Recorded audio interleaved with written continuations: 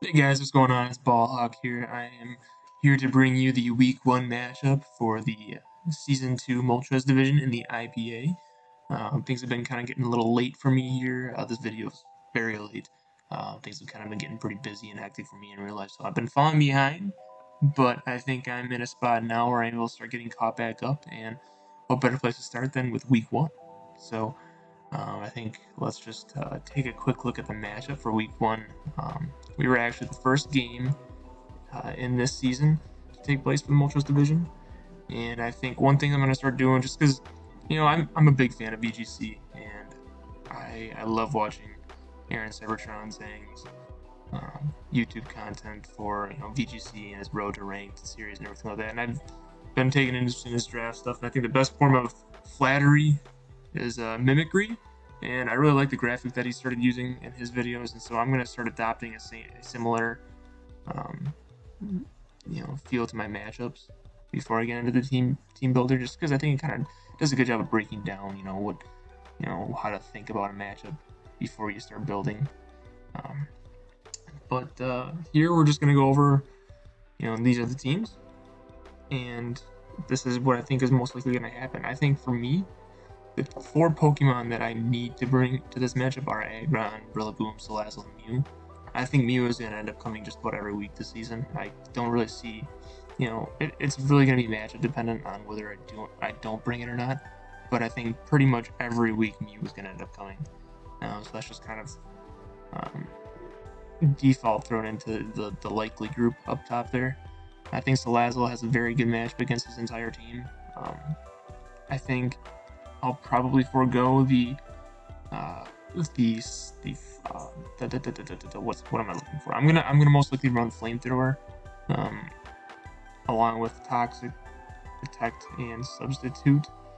A lot of times you see Sludge Wave with Salazzle, but I think just because he's got the threat of Kartana there, I don't wanna risk that.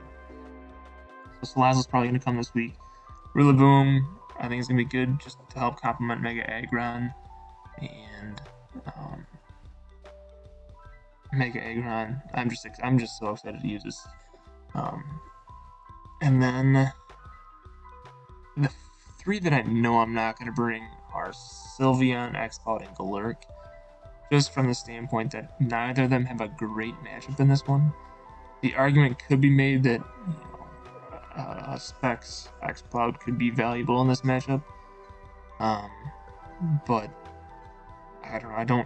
I mean, going up against a Grassy Glide, Bulu, and Kartana, I don't feel comfortable bringing it, just because I don't think he's going to have much longevity to do what he needs to do. He'll probably be able to fire off 1 heavy attack, and that's about it, and I don't see that being a major value in this week. So we're going to leave Exploud on the bench. Same with Galaric, just going up against 2 Grassy Glide Mons in Bulu and Kartana. Galaric has no business coming to this matchup. And Sylveon, yeah, Sylveon, I don't know. I just Wish Passes could be valuable, but I don't know that there's gonna be too much opportunity for Wish Passes in this game. Granted, he's got Umbreon, and I think he's gonna bring it, but I don't really feel like Sylveon's a must bring this week.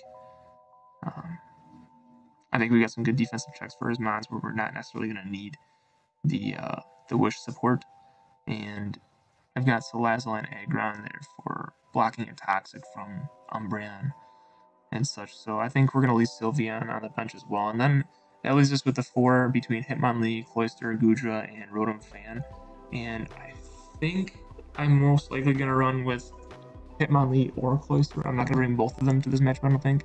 And I'm leaning towards Hitmonlee just because of the Unburden ability and the fact that he's not super weak to the Grassy Glide from Bulu and Kartana. And Kartana just kind of obliterates Cloyster, in all honesty. And then he's also got Rotom Heat, which I don't feel comfortable bringing in against like a Volt Switch mod as well. So I think we're gonna go with Hitmonlee over Cloyster, and then it's at the end, or after that, it's between Goodra and Rotom Fan. It's kind of a grass check. And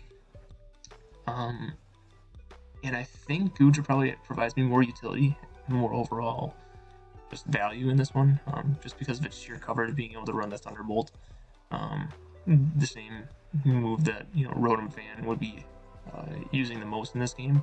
Plus, allows me to run a heavy Draco Meteor. I could run things like Surf, Protect, and just to scout out or to hit his Rotom or Marowak should he bring it. And then having the Sap Super ability is going to be big, in my opinion.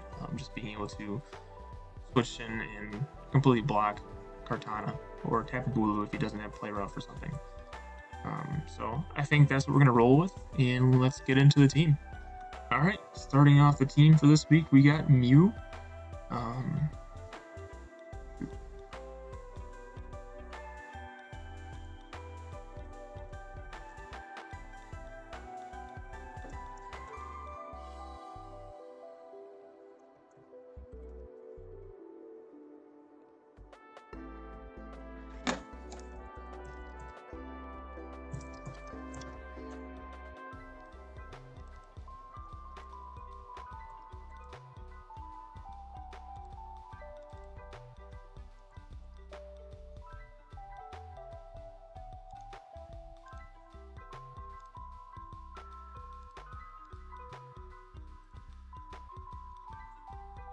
Alright, starting off the team this week, we've got Mew Girl, and she will be holding a Cobra Berry with a Synchronized ability, and we're going to run Overheat, Flip Turn, Bug Buzz, and Taunt. I think leading up to the battle, I'm debating on whether I want to run Bug Buzz or, Roost or some type of recovery move in general. But that may change, so that move may change, basically, we're just running Overheat to make sure that we can hit things like Kartana and Tapu Bulu, and then Flip Turn to hit things like Marowak and Rotom Heat. Super effective on the switch out. I think providing that big chip from Flip Turn will be pretty valuable in this game.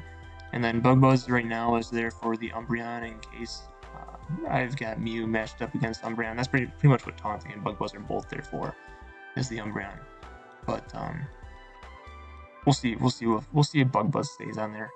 But yeah, Taunt and Bug Buzz are basically just there to stop Umbreon from being able to just spam Wish, Protect, and possibly Toxic, and force it to attack, and eventually get worn down by Bug Buzz or other attacks from other Pokemon. So we're running 112 defense EVs, 252 special attack, 144 speed with a timid nature, and what this does is it allows us to ensure that we outspeed a Rotom Heat. Barring that it isn't a Scarfed Rotom Heat, and everything else we're just going into special attack to max that stat out, and then whatever is left tied through into the defense stat. Just because I want Mew to be able to hit some really hard overheats, and then just be able to take defensive, physically defensive hits as best as I can after that. Next up, we've got Joe. Joe is our Rillaboom. And he's going to be holding an Assault Vest with the Grassy Surge ability, and he's going to run Grassy Glide, U-Turn, Knockoff, and Drain Punch. Grassy Glide is something that I'm really excited to start using this season. And I think, at the beginning of the draft, I was definitely wanting to get Tapu Bulu to pair with Mega Aggron, just to form two legs of a Grass or a Steel Fairy core. And then, it was sniped like one pick before us in the first round, so we were forced to pivot, and so we ended up getting Mew Girl after that. But I think ultimately Rillaboom may fit better on this team just because it doesn't, I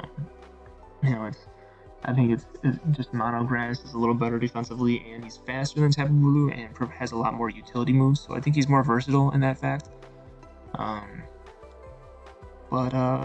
Yeah, so definitely not complaining about having Rillaboom, and I think he's going to do good things for us this season. We're going to run 252 attack EVs with 80 defense and 176 speed EVs with a Jolly Nature.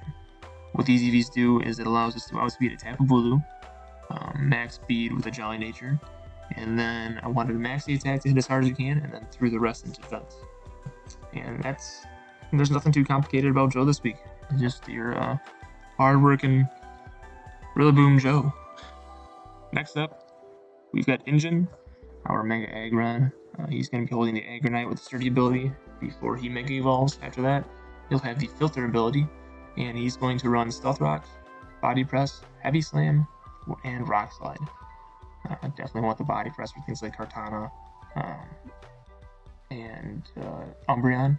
And then Heavy Slam just kind of hits everything else pretty hard aside from Rotom and Mantine. And then for those two, we've got Rock Slide. I'm not really sure, what to run with Aggron as far as, EVs and stuff. But this season, or for this matchup, I think, I wanted to get this team built because this game was, we're trying to get this thing scheduled and played pretty quick. So I decided to just kind of copy an EV spread I saw on the damage calc from Showdown.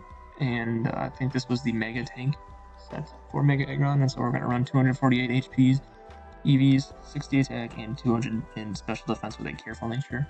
What that'll do is it'll make sure that we can hit, live our special attacks a lot better, and it'll make sure that Rotom Heat can't one-hit knock us out, and it allows us a little bit of room for error as far as like if there's stealth rocks on the field, we can take the rocks and live in overheat. And then outside of that, we're just 60 in attack to make sure that we can hit things pretty good with a Heavy Slam and a Rock Slide. Next up, we've got Chuck Norris, our resident Hitmonlee.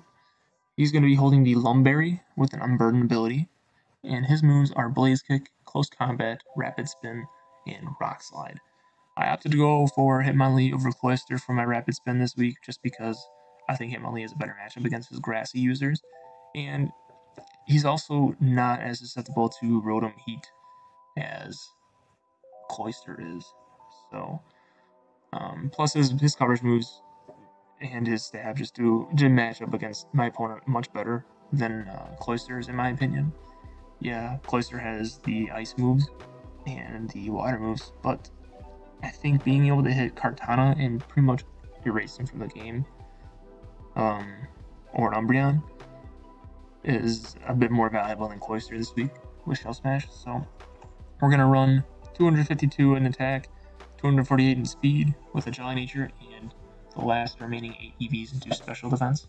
And so what this does is allows us, again, just like with Joe or with Mew, it'll allow us to outspeed a Rotom Heat unless it's Scarfed, and then maxing our attack and just giving us a little extra room for cushion in our special defense.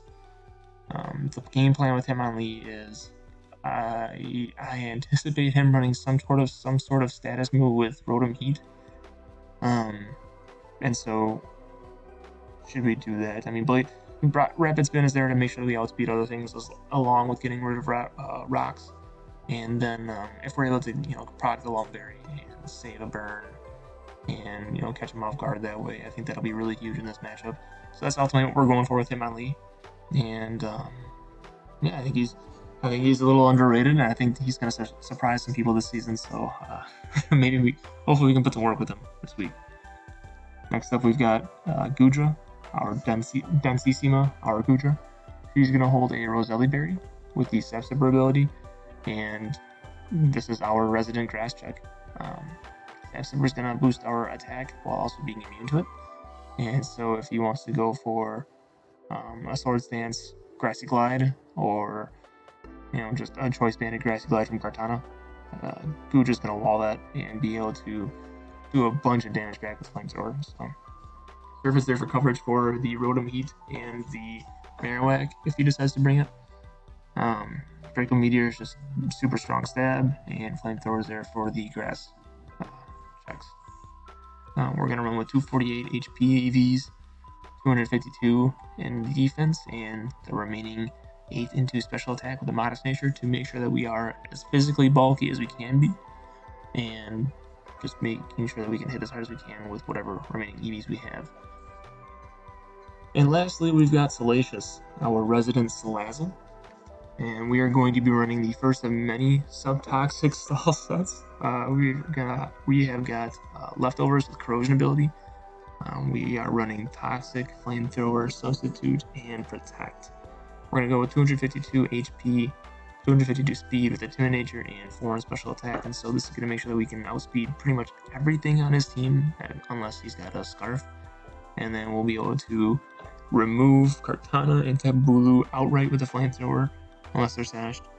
And we'll be able to sub-toxic stall basically everything on his team. So Salazzle, this is the perfect matchup for Salazzle this weekend, so there's no way we're not going to bring her. So that's the team, and I'm excited to get this game out of the way, and hopefully we can bring a dub. I'll see you guys in the battle. Alright, hey guys, so I know coming into the season I was anticipating, live commentary for all these battles. However, just, with outside life kind of getting in the way and making it hard to really commit that time to record. And, it's just, some of these battles range from like 10 minutes to an hour sometimes. And I just think that's a little bit too much. I want to keep these videos kind of light and easy to watch. So for the showdown leagues, we're going to go with the post-game commentary and kind of give my thoughts with the replay. Once we get a capture card and maybe into a Wi-Fi league or two, I think that's when we'll start getting back into the live commentary. When there's actual timer on the turns, so that way we know that the battles aren't going to just carry on forever and drag on. I just, trying to edit a lot of that time out, it's kind of hard. And I guess it's not hard, it's just tedious and very time consuming, and I just don't really have that time to commit. So, yeah, bear with me this season. We are going to go with the post-game commentary, and we'll just leave it at that and hop into it.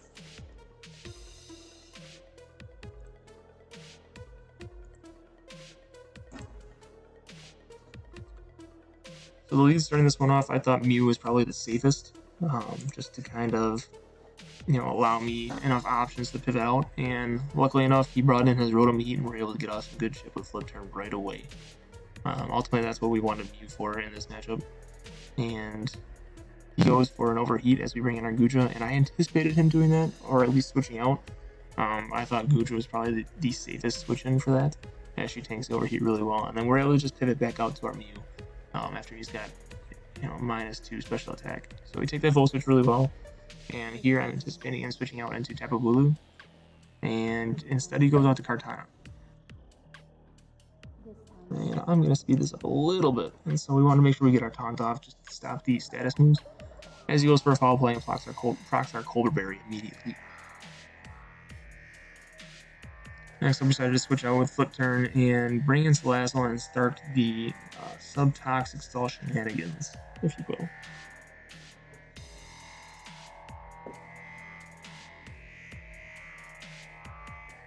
So I thought Toxic was a safe play there just because,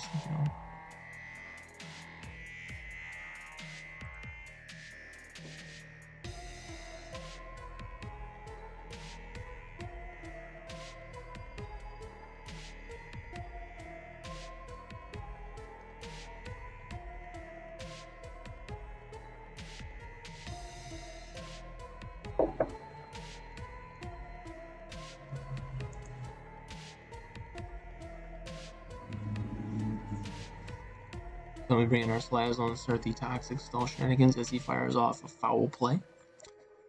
Right here, Toxic is a pretty free move. There's not much they can really do, as we've seen foul play only does about 25%. And getting a Toxic off on his Umbreon, we're safe from his Synchronize. And then here we're probably, I think what I did is I went for a substitute. Nope, just went for some chip. As he goes for the Heal Bell.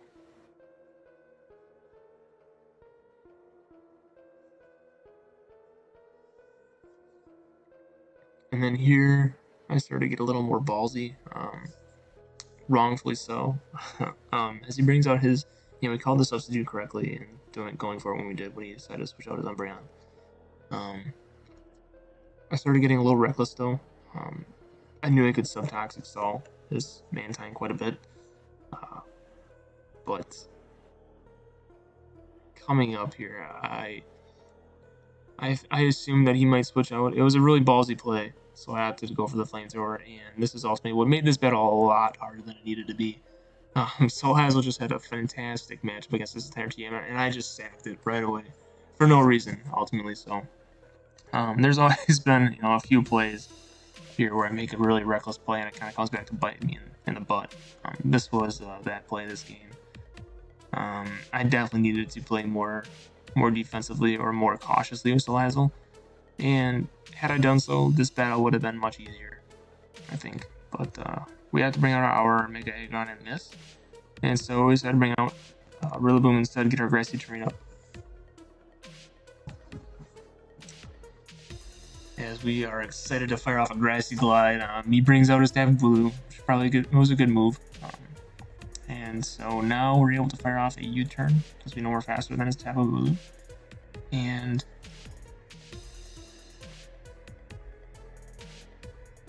next we bring out our Mega Aggron and take his Play Rough beautifully. So this play also might have been a little reckless, however, at neutral attack without a Swords Dance, I wasn't too worried about a close combat. And so we decided to just fire off a Heavy Slam because I assumed it would have knocked him out from that range as he opts to bring in his Hitmonchan. We almost knocked out his Hitmonchan outright. So that just kind of goes to show the power of Mega Aggron and the things that it's going to be able to do this season. And as you see with the Grassy Terrain, we hardly took any chip from that whole sequence, and we were able to take out Hitmonchan. That brings his Rotom Heat back out, and we switch back out to Guja to make sure we live the overheat as he goes for another Volt Switch next turn, and we decide to call that and flip out our Guja now that we're not really worried about an overheat, and we still have our Assault Vest, so I wasn't too scared of his overheat at that point. And Kartana, I didn't anticipate him having, you know, Aerial Ace, so I thought Drain Punch here was a pretty safe move. I thought it might have done a little more than that, or at least we would have gotten a little more recovery from that. I'm not sure why, but I assumed it would have been a little better. So we knew that it did over 50%, so we're just going to stay in and go for another Drain Punch as he switches out to his Tapu Bulu. And at this point, I'm going to fire off another U-turn again because we're faster, and I want to chip down his Tapu Bulu as much as I can right now. And so, forgetting that Grassy Glide is a thing, I bring out Mew, and I knew at this point, like, he kind of had me in an awkward spot. It was an obvious switch-in, but it was one that I still had to make. As he goes for the Grassy Glide into my Gudra, and at this point, there really isn't much that I could do. I had to sack something on my team is going to die this turn to his Tapu Bulu, and I thought Mew was a little too valuable to sack at this point, as that's the only other one that I would have thought about. So we decided to let him just have Gudra at that point, as we bring out Chuck Norris again, and we go for a Blaze Kick, hoping that he's going to stay in, but he doesn't. So he brings in his Mantine, and this is why we have Rock Slide for things like Mantine and Rotom Heat, and he's able to tank it fairly well, and gets off another Tailwind. And so to combat that, I opted to go for as he gets the crit and no burn. Thankfully, we didn't want him to proc our Lum Berry quite yet, as we get the Rapid Spin Speed Boost to try and combat his Tailwind a little bit. So here we go from Mew. Letting him take that with an overheat, and I didn't really see too much value in Mew at this point. Yeah, Mew was going to be nice for Tapu Bulu and Kartana, but you know, we had Chuck Norris. I think Chuck Norris being able to outspeed his team was more valuable than Mew at that point. And so now we've got the Unburden and +1 speed, so we outspeed everything in this game at this point, and so we're able to just fire off free close combats and Rock Slides and Blaze Kicks and pretty much win the game. But he goes for the Protect into close combat, and now this next series of events is just ridiculous. I mean, I think we are running a Jolly Nature. I could be wrong, but I believe I'm running a Jolly Nature, and so just that little bit of power that we gave up, definitely coming to show here, as we're not able to knock out his Umbreon outright, and he's able to kind of stall us a little bit with Protect and Wish. So he goes for another Protect, a double Protect, and he gets it. And that was kind of big. I was really worried that his Umbreon was going to be able to just stall out my Hitmonlee, and, you know, either one, stall out my close combats, or two, just live another close combat or something like that, just so that he can knock us out with foul play. The reason I kept going for Rock Slide is I was assuming I wanted to make sure that if he did opt to switch out to his Rotom Heat to pass the Wish, his Rotom Heat wasn't going to survive the hit. Although I think close combat would have knocked him out at that range anyway as well. So, but here we have to switch out Hitmonlee because he's too valuable for the end game, and we can't risk losing him to a Grassy Glide at -3 defense. So we bring Tapu Bulu out, and we let him Grassy Glide, and you know, we knock him out with a U-turn, And I think at this point, I was at this point, like, the game it's kind of in hand now. It's just a matter of, playing this sequence right here correctly. I think the way I broke it down is the safest play was to go out to Mega Aggron, because if he decides to bring out Kartana with his free switch, Mega Aggron is able to take Kartana out, and we basically just win outright. However, if he goes for Rotom Heat right away, I will switch out my Mega Aggron and bring in Rillaboom to sack him, essentially, and allow me to bring in my Hitmonlee for free. Just because, Mega Aggron destroys Kartana, but loses to Rotom Heat. And at this point, Hitmonlee is going to be able to take them both out. Granted, he doesn't need any speed boost or anything like that to outspeed the Rotom Heat. He would need a boost in order to outspeed the Kartana, though. So here we opt to bring in our Mega Aggron just to set ourselves up for the safe play. As he brings out his Rotom Heat, so we bring our Rillaboom in to sack him. Not letting him KO Mega Aggron with a Will-O-Wisp or Overheat. He opts to do the smart move and goes for a Will-O-Wisp, but at this point it doesn't really matter, as we just we let him burn a Rillaboom and just kind of sack him. So he brings out his Kartana, and now we're able to bring in Mega Aggron, and at this point, Body Press is going to knock out one of the two. And so we're going to be left in a situation where it's going to be Hitmonlee against his Rotom Heat one-on-one, and Hitmonlee is going to win that, especially with his Rotom Heat worn down at this point. So I'm not playing for differential at this point. I'm just playing to win the game. And at this point, we're in range of his Overheat, so he gets that off. And he had to go for it, because that's his only way to get rid of Mega Aggron. And so now we're able to bring in our Hitmonlee and go for close combat and win the game. And so Hitmonlee was definitely the star of the show this week.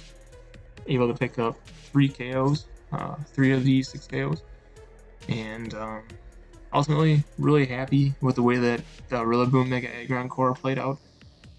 Granted, had I been much safer with Salazzle this week, things would have been much easier and much less stressful at the end of that game. And that's kind of ultimately, that's probably the biggest area of improvement that I need to focus on, is just playing safer and not being so reckless and giving my opponent free kills like I did. If we're able to do that, I think we've got a good enough team where things are going to be able to kind of fall in place for us. And ultimately, though, just happy to escape this game or this week with a win after allowing him to just take Salazzle like that. Had we not done that, I think once we removed things like his Mantine and his Umbreon, or maybe not even his Umbreon. Salazzle would have been able to handle Umbreon fairly easily, I think.